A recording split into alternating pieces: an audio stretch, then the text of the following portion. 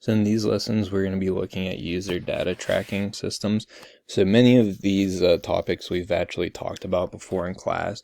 Most of them, as you've seen so far, include some short articles. So what you're going to do is the articles that are assigned that day that are also in the pages directions, you can click on those, and basically you just need to read through them.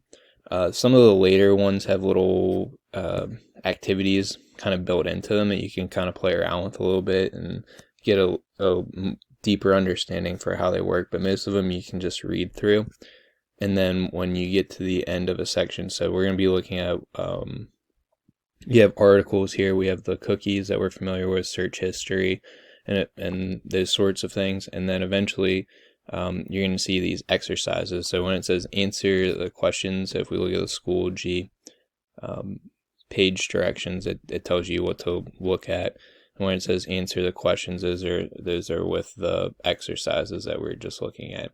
So you can answer those, and you can answer them as many times as you would like. So they should look something like this, and you'll go through here and you'll answer the questions as many times as you want to practice them.